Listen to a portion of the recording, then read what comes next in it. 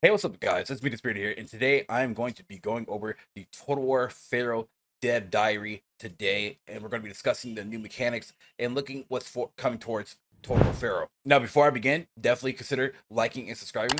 Now, let's go ahead and jump right into the video.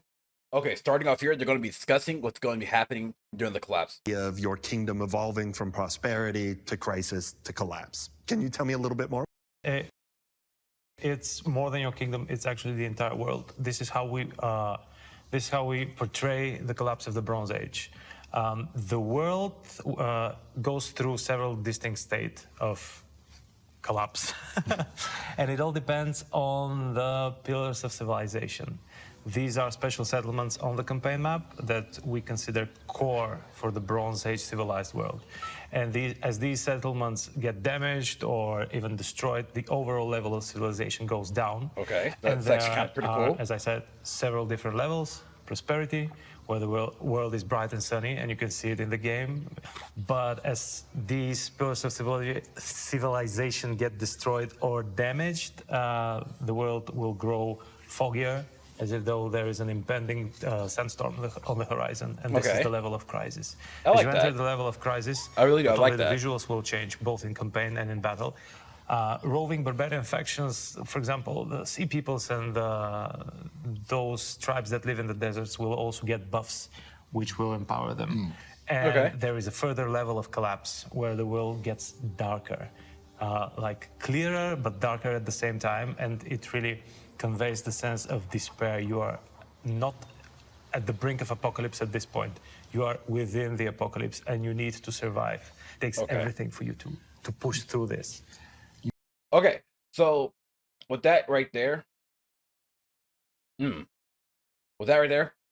I actually like that mechanic. So I want to state this, for the obvious here, is that I feel like CA Sophia, by this, who's creating this historical title here, CA Sophia, they are the ones who, in a sense, feels like they are experimenting with, new mechanics, of course, Total War, while the main team in the UK, they're the ones who, dive into, take that experimentation, and then use that for future titles and stuff, which is not a bad thing, which is pretty cool. I like how they're changing up a little bit more concepts of Total War and trying to evolve the Total War mechanic here. So as you guys saw, what he explained was that when it comes to the crisis and stuff, right, there's special buildings or settlements that are beyond the campaign map.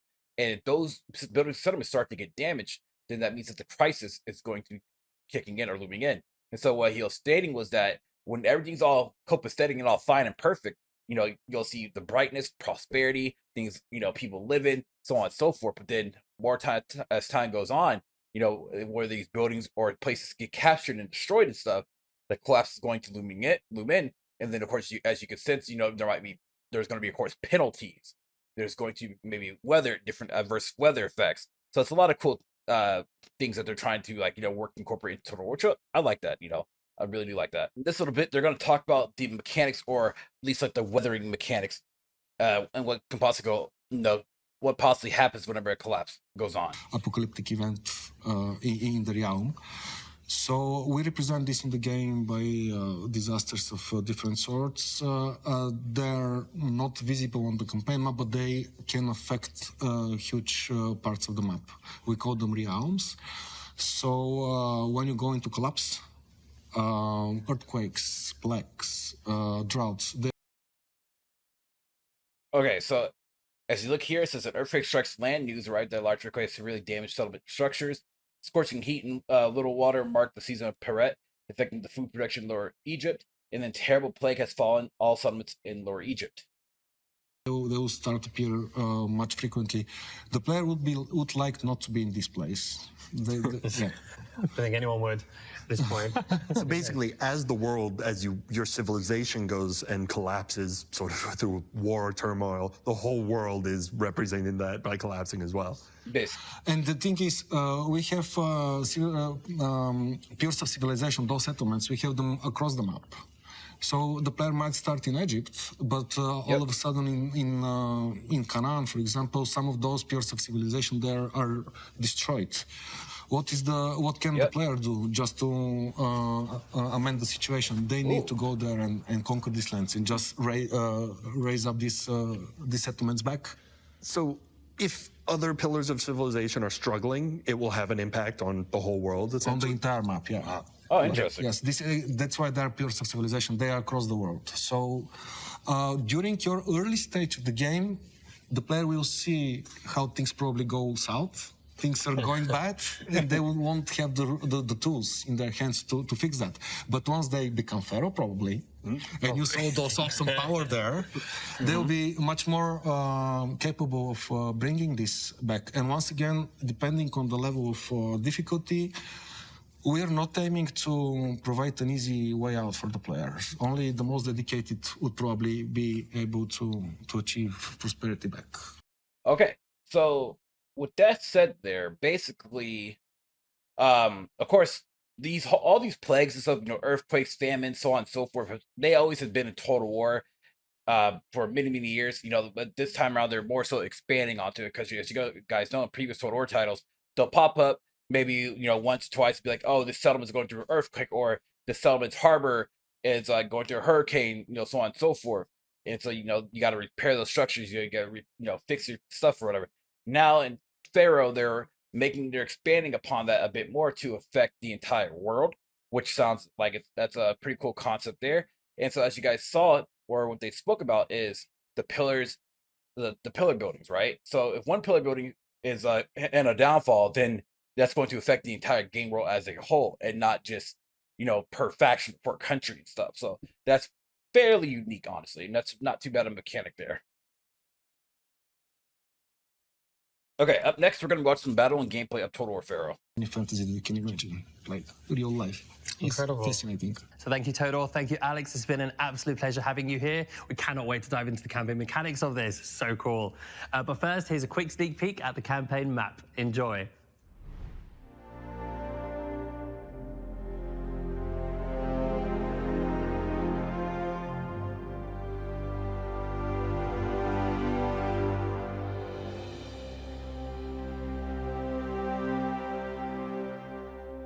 So far, I'm liking it. I'm liking the detail to it. It's not too bad. I mean, in terms of like aesthetic-wise, it very much so reminds me of Troy. Like, definitely reminds me of Troy. So, I mean, it's an okay thing, but it could be definitely be improved. Of course, you see the pyramids there. Looks not too bad. Welcome back, everyone, and welcome, Christo, Miljo. So yeah, with that, looking at the campaign map, like I said, it looks pretty much like Troy. Doesn't look too bad, of course. No, Troy wasn't too bad at all either. I mean, what am I expecting more eye candy out of Total War? I mean, maybe, but not really. I mean, it's Total War. We go there as long as the graphics look great. We're there for the gameplay, so it's not too bad of a thing, I guess you could say. Okay, so this is the last segment I'm going to be looking at. They're going to be talking about the gameplay mechanics and also the battle mechanics. And this is what worries me about Total War Pharaoh, and if it's going to feel gaming or is it going to feel like a more so historical title. Because the last historical title that I will agree for a lot of other people, it was either Attila or even Rome 2 for the most part.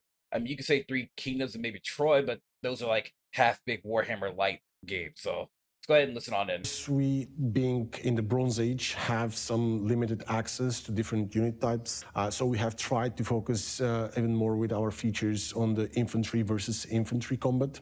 Okay, so what he said, that makes sense because you're in the Bronze Age. This is a historical title, so you can't just say Bronze Age, they get Gatling lasers or something like that.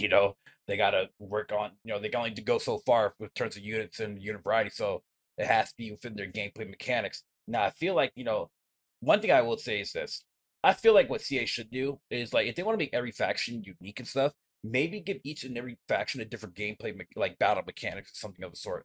I don't know, like one faction has fire in ranks or something like that, where every rank fires, their spears in different formations. I don't know, something like that, give them to that will make them feel unique, even though they're using like the same units. But let's go ahead and move forward. For example, the unit stances feature. Yeah, unit stance is a new feature that actually replaces the formations we had in old Total Wars. So they're basically orders that you give to units, but... Okay, so you have three different stances. You have stance advance, which means that when they're fighting, they'll be slowly advancing forward in I guess in a formation. You have hold, and then you have backup or pull out a little bit, instead of a movement or attack order, they're actually ordered to go forward or in order to go backwards while Like, facing okay. forward.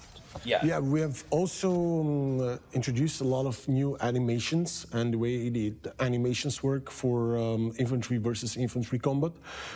You are now going to see a lot of more matched combat, matched animations between the different units. You see missed units that. actually defending against attacks, then striking back. We have also introduced a lot more varied battle maps that have a lot more features built into them that will bring more tactical decisions to the player that is in command of their armies.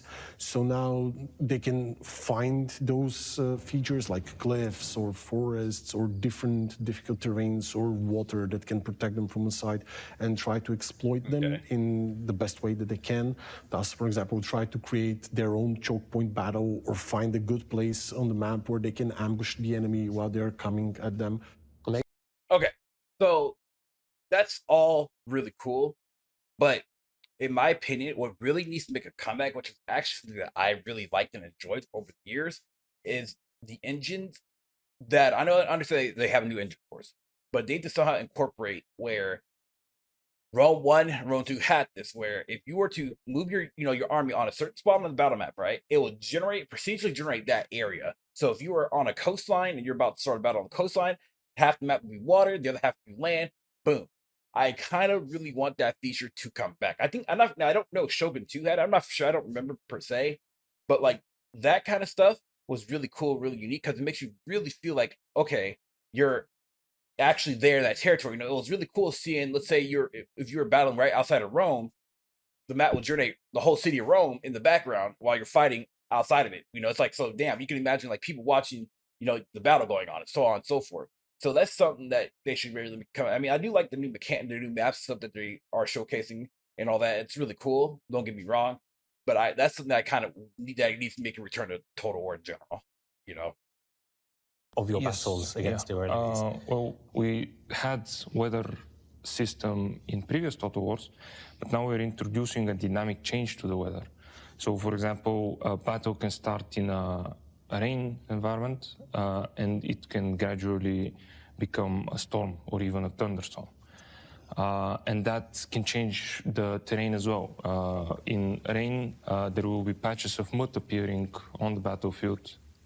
And for example, in a sandstorm, there will be patches of sand just gradually building up. Yeah, and those have effects on the units that are going to be on the battlefield. For an example, heavier units or chariots are going to find it hard to move through mud and that sort of terrain. Sand is going to exhaust units moving through it faster, depending again on how light they are, thus giving the lighter units more advantage when they're fighting on sand. And the weather itself is going to change the way some of the units behave. For example, archers are going to find it much harder to hit their targets when they're trying to shoot in a sandstorm. You can imagine how hard that can be. So the dynamic weather has, again, completely changed the way you look at battles now. So you've got rain, you've got thunderstorms. Is there anything else we can expect from weather? Yes, there is also fog, which is from previous Total Wars. There is sandstorm, which I mentioned before, and there is sweltering weather, which is a desert being really hot. So very warm, very, very hot. Yeah, this will have a huge impact on the exhaustion levels of your units, and you need to be careful when you're fighting in a sweltering weather conditions. Okay, so a lot of this weather stuff has always been in Total War, as they keep explicitly stating, this is in previous Total War, yada yada, woo, right? The weathering stuff is pretty cool and fine, but you can do more with it. And I mean a lot more with it. Let's say that in a sandstorm, instead of it just, missing your units, missing their arrows, whatnot. What if infantry units only have a visible line of sight, like right in front of you? That's the example of sandstorms, or in thunderstorms, right? Let's say, yes, the mud, the water gets muddy around you, but let's add a more effect to it, where lightning strikes might be able to hit the field every so often, like every 30 to 40 seconds, or just randomly generated, so that maybe that one lightning strike can hit your units, and that can change the tide of, or their units or whatever, and that can change the tide of battle. Then they lastly mentioned like the heat desert, exhaustion. Okay, what if the battle causes attrition? During the heat battle, where your soldiers will gradually die over exhaustion. So, you will have to walk your units, or even better yet, let's say there's small little capture points on the map, like watering holes or oases that you can use. Like, it doesn't have to be big. Maybe only a unit or two can use it, especially let's say you want to put your your archers, or also, let's say your horsemen or archers or whatever in the small watering. So these are changes that can improve Total War. I don't know why they don't do it. I mean, is it their spaghetti code? But this is stuff that can really improve this game tenfold. But this is why I feel like we got to start getting some competition within the Total War space and kind of gameplay here. Because CA's been dominating this space for quite a while, and it feels like that they really don't want to improve on the core gameplay mechanics of Total War. They're happy where they're at, you know. Let's go over to like my thoughts on this video. Okay, so my final thoughts on Total War Pharaoh is that it looks decent, but I feel like the CA can do a lot better in terms of core gameplay mechanics and improve upon Total War. I think it's finally time that, they've been going through like this revolving circle where they hop between, okay, Warhammer, they hop between historical, they hop between like, the safe eras, like, the Bronze Age, Roman Age, so on and so forth. But I feel like this is the time and place where they should be experimenting with different features, like, like I said, of like the whole weather formation, the weather stuff, lightning strikes hitting the ground every so often that can, disrupt your unit formations. Or better yet, again, desert locations, yes, they make your units tired quicker, but let's say it starts to kill off your units for attrition, stuff like that. The whole rank animations coming back. Oh, not say rank animations, I'm sorry. The whole animations coming back, or locked in animations, is pretty cool. I like that idea. The whole, pushing up with, advanced formations, forward and backward, that's quite nice. I like that idea as well. It's just, I want to see the series progress even further. It's just, again, CA is just really stagnant. And what makes it even worse, by the way, y'all, is that there's a lot of Total War content creators out there that get these free keys, that get this free stuff, and they don't tell CA what it is because they're scared that they're gonna lose their partnerships, their contracts and stuff. And I mean, what would you guys rather have, right? An honest person who enjoys the series and wants to see the series improve, or someone who just says, "Yes, yeah, this is really cool. I'm glad to have this game back. This is great. I love it. X, Y, and Z. This is perfect. This is gonna be the brand new Total. We're gonna play this game for many, many years on the show. What kind of person do y'all want to see of it? Like, I 100% want to see this game improve and see it go forward and see it push. Am I going to pick it up? Maybe, maybe not. I don't know. Like, if I feel like, I mean, this is going to be the same thing as Troy. Even though Total War Troy was given out for free on Epic Game Store, I waited a full year before actually playing it to buy it on Steam. And at that point, all the DLC was out, all the bugs were pretty much fixed up, and I enjoyed my time with it. So that's where I'm at with this. You guys let me know in the comment section below, what do you guys think about Total War Pharaoh? Do y'all think it's an improvement? Could it be better? Like, just let me know. Thank you guys for watching. Feel free to subscribe if you want to. Peace out. Much love, everybody. Have a good one, y'all. If you guys enjoyed this video, please leave a like and also hit the bell notification down below. Thanks for watching.